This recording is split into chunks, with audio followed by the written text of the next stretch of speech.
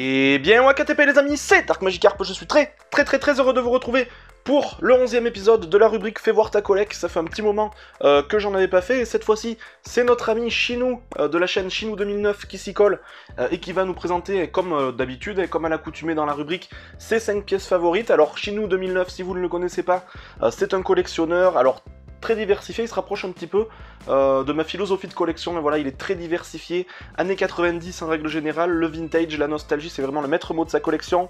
Il collectionne surtout le jeu vidéo rétro, les goodies, tout ce qui est pop culture, animé, voilà, c'est vraiment très varié sa collection, et il a d'énormes pièces, vraiment, qui ont pour mots-clés et qui ont pour particularité la nostalgie des années 90, pour tous les enfants des années 90-2000, je pense que vous y retrouverez sur sa chaîne. On va découvrir tout de suite le top 5 de ses objets favoris et de ses pièces assez rares et assez atypiques, vous allez voir, qui nous présente vraiment des choses qu'on n'a pas l'habitude de voir. Il a décidé de ne pas parler spécialement au niveau pécunier, au niveau financier, mais surtout au niveau rareté, au niveau originalité, atypicité, je sais pas si ça se dit, mais vous allez voir que c'est très varié. On parlera de tout ça bien sûr juste après pour voir un petit peu notre ressenti. Je vais découvrir ça comme d'habitude en même temps que vous, donc top au générique et top à la vachette.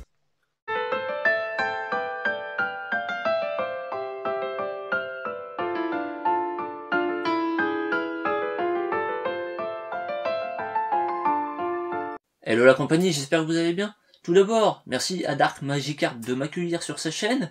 Donc pour ceux qui me connaissent pas, je suis Chinou 2009, collectionneur de jeux vidéo, Dragon Ball Z, et puis grand nostalgique des années 90, donc je touche à pas mal de choses. Et donc on s'est entendu sur un thème, un top 5 que je vais vous présenter, et on s'est arrêté sur le top 5 de mes objets les plus rares des années 90. Voilà. Donc mine de rien, tu m'as posé une sacrée colle parce que c'est pas évident. Vraiment, qu'est-ce que des objets rares? Franchement, c'est pas si simple que ça. Est-ce que c'est rare parce que ça coûte cher aujourd'hui? Est-ce que c'est rare parce que c'est introuvable? Voilà. Donc je me suis un petit peu accordé sur tout ça et je vous ai sorti des pièces donc qui pour moi sont des pièces de cœur, des pièces assez rares aujourd'hui, et donc étonnamment vous allez voir qu'il n'y aura pas de jeux vidéo parce que techniquement les jeux vidéo, on va dire que presque tout se trouve, et à part une pièce qui est rare dans ma collection parce qu'elle est dans un état irréprochable, mais on peut pas faire plus neuf, on peut pas dire par rapport aux pièces que je vais vous présenter que ce sont vraiment des pièces très rares. Pour la première pièce, on va peut-être commencer avec la moins rare, voilà, et puis on va aller crescendo, je pense, on va faire comme ça. Encore que, voilà, tout est subjectif. Et donc, comme je vous le disais, je suis collectionneur Dragon Ball Z, et donc, il va s'agir d'un petit calendrier de 1997, voilà, les années 97, mais avec son catalogue, voilà. Donc c'est un peu l'ensemble des deux pièces qui sont aujourd'hui, je pense, pas hyper courantes. Je ne sais pas du tout ce que ça vaut en termes de valeur, on s'en fout.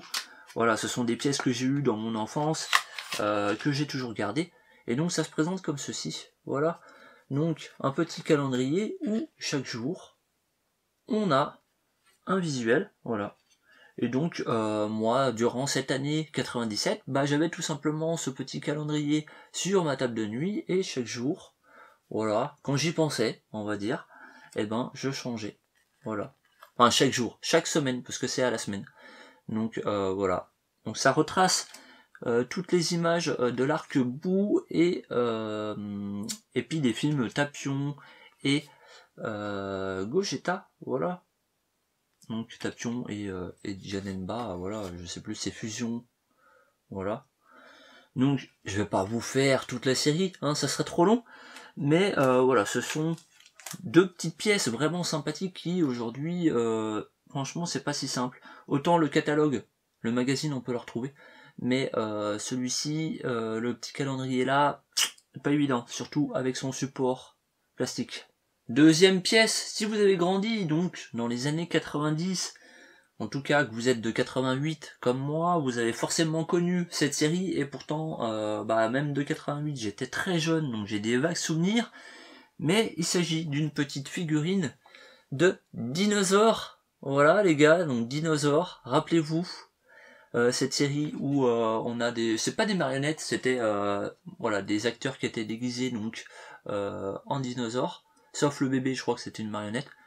Et donc c'est une série qui m'a marqué, franchement c'était très très loufoque, avec le père, donc cette petite figurine que j'avais pu choper il y a 2-3 ans en vide-grenier pour la somme de 1 euro, ou 3 euros, je ne sais plus. Mais aujourd'hui c'est voilà, c'est des figurines qui sont assez recherchées, qui sont aux États-Unis, qui sont sorties qu'aux États-Unis, et donc je viens de rentrer toute la famille complète, donc ça sera un sujet, voilà, une des vidéos qui sortira sur ma chaîne. Donc voilà, une petite figurine qui, voilà, niveau rareté, ça se trouve sur eBay, ça se trouve sans problème, mais qui ont leur petite cote, on va pas se mentir, voilà. Troisième objet qui sera dans l'univers des jeux vidéo, et donc bah dans ma licence préférée, l'une de mes licences préférées, Sonic, voilà, avec mon petit parfum d'époque les gars, voilà, donc il y en a toujours, hein, il y a toujours du parfum, et qui sent toujours, voilà, il a peut-être un petit peu perdu, mais aujourd'hui ils sont toujours très bons, donc voilà, un petit parfum de la marque Segura, voilà, marque espagnole, apparemment ça vient d'Espagne, et donc que j'avais pu acheter à l'époque à Auchan. Je me rappelle que j'avais demandé à ma mère de m'acheter un parfum, voilà, et puis bah c'était le parfum de Sonic, voilà, j'avais repéré la bouteille, et aujourd'hui bah c'est une bouteille qui franchement ne se voit pas partout, c'est un objet pas courant, donc très très content de toujours l'avoir, d'avoir toujours gardé cette bouteille, et surtout bah j'en ai toujours à l'intérieur, de temps en temps pour draguer des minettes, voilà, du parfum Sonic. Pour le quatrième objet, donc si vous suivez ma chaîne, vous savez que je collectionne énormément de choses, que ce soit du jeu vidéo, voilà, tout ce qui se rapporte à Dragon Ball Z, des cartes vintage, voilà, et donc il va s'agir de cartes vintage, et donc vous savez que je suis fan d'une certaine licence, de plusieurs licences, mais voilà, là il va s'agir d'un truc vraiment, je pense que c'est l'objet le plus rare. Donc comme vous le savez, peut-être pour certains d'entre vous, je collectionne des cartes, les cartes Topps, voilà, donc c'est des cartes américaines, voilà, donc là on a du Gremlins et du Ghostbuster, voilà, donc Ghostbuster qui est toujours neuf, que j'ai toujours pas ouvert, la boîte est complète, donc ça ce sont des objets qui sont déjà pas hyper courants, mais on a là un objet que je vais vous présenter qui est encore moins une licence très très connue, il s'agit de Retour vers le futur, voilà.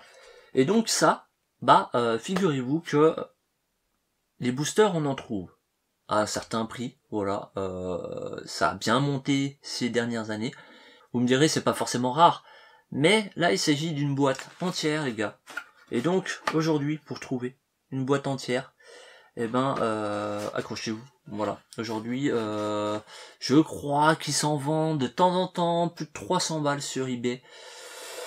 Ça part à des prix complètement loufoques. Bon, ça vaut quand même le coup par rapport à un booster tout seul. Mais voilà, aujourd'hui, pour trouver une boîte complète, je pense qu'il y en a beaucoup qui seraient prêts à vendre leur mère pour en avoir. Et donc, moi j'ai eu la chance, il y a 2 ans, de pouvoir m'en procurer 2. J'en ai ouvert une pour avoir des cartes. Donc des cartes qui ressemblent à ça. Voilà. Donc, certaines font des puzzles. Donc vous voyez, au niveau visuel, on est vraiment pas mal. Ça a vraiment de la gueule. Hop. Et donc, bah voilà, aujourd'hui il en reste très très peu parce que beaucoup ont fait comme moi, ont ouvert des boosters et des boîtes toutes neuves comme ça, bah ça court pas les rues. Et avant de passer au dernier objet, au 5e, bah voilà, malheureusement il y aurait eu 2-3 objets encore que j'aurais voulu vous présenter parce que mine de rien, des trucs de mon enfance ou des trucs rares, bah il y en a tout plein que j'ai. Et franchement c'était très très très difficile de choisir. Voilà. Et donc bah mon choix s'est arrêté sur un objet, alors j'ai un petit peu triché. Puisqu'il s'agit d'un objet de 1987. On n'est plus dans les années 90, on est avant. Mais bah c'est quelque chose que j'ai regardé dans mon enfance, donc dans les années 90. Et donc un objet que je vous avais présenté sur ma chaîne. Rambo, voilà. Donc Rambo en dessin animé les gars. Alors vous allez me dire encore une fois, certains d'entre vous qui iront regarder sur la toile, que des VHS Rambo, bah on en trouve. Mais le dessin animé, c'est déjà moins courant. Et en plus en français, bah là accrochez-vous, c'est vraiment difficile à en choper. Et pourtant, le prix n'est pas excessif. Quand ça tombe, en général, ça tourne autour de 10 € le VHS, donc c'est pas excessif. Donc vous voyez, par rapport à la boîte Retour vers le futur, où les prix sont vachement élevés, donc on peut dire que c'est rare, et aussi par la disponibilité, tout le monde en recherche, donc c'est compliqué. Là, personne en recherche, mais ça tombe presque jamais. Voilà, c'est assez rare que ça tombe sur la toile en FR. Donc généralement, celles qui tombent ne font pas long feu. Donc voilà, ça c'est un objet vraiment cool. Rambo en dessin animé, les gars, un nanar énorme. C'est franchement, on peut pas faire plus gros nanar. Mais voilà, c'est un dessin animé que je regardais quand j'étais gosse et dont je garde énormément de bons souvenirs. Donc voilà, j'espère que ce top 5 vous aura plu. Je voulais vous présenter d'autres choses, mais bon, je les ai pas encore présentés sur ma chaîne, alors je me garde ce droit. En attendant, merci de m'avoir accueilli sur ta chaîne. Pourquoi pas refaire d'autres vidéos si t'es chaud. Voilà, moi je suis toujours partant. Et sur ce, je vous dis à très bientôt pour une prochaine vidéo. Ciao. Bon voilà, je vous l'avais promis, Chinou ne nous a pas déçus, et merci à toi en tout cas Chinou d'avoir participé à cette vidéo et surtout de nous avoir montré des pièces aussi atypiques et des pièces même que je ne connaissais même pas, dont je ne soupçonnais même pas l'existence. Point positif, non, coup de cœur vraiment pour les displays, les boîtes Panini, que ce soit celle de Ghostbusters, celle de Retour vers le futur, c'est vraiment extraordinaire d'avoir ça. De se dire qu'on a ça dans notre collection en 2022, c'est vraiment tout bonnement extraordinaire. Et petite mention spéciale aussi pour l'animé Rambo, parce que c'est vrai que c'est une totale découverte, je ne connaissais pas. C'est vraiment quelque chose d'assez exotique et d'assez atypique. Voilà, c'est vraiment particulier, j'ai envie de dire, et j'ai vraiment aimé, ça m'a vraiment surpris. Donc j'ai vraiment aimé cette vidéo, les amis. Chinou, merci à toi en tout cas, merci d'avoir participé, merci d'avoir donné un petit peu de ton temps, de nous avoir montré des pièces qu'on voit pas souvent dans les collections, hein, voilà, n'hésitez pas à aller voir sa chaîne si vous êtes fan surtout de rétro gaming, de pop culture, de nostalgie, dans le sens le plus large du terme, vous verrez que c'est extraordinaire, il y a aussi du jeu de société, voilà. Il y a vraiment de tout sur sa chaîne et c'est vraiment très éclectique au niveau des thématiques abordées, donc lien dans la description comme d'habitude bien sûr, n'hésitez pas aussi à me dire en commentaire qu'est-ce que vous avez pensé des objets de notre cher Chinou, si vous avez aimé sa collection, si vous avez aimé aussi un petit peu sa façon de collectionner, sa façon de voir les choses, et voilà, le petit pouce bleu ou le petit pouce rouge, vous faites absolument ce que vous voulez comme d'habitude, vous êtes les seuls décideurs de la chaîne et ça ne changera pas. D'ici la prochaine vidéo, sortez couverts, portez-vous bien, et puis salut.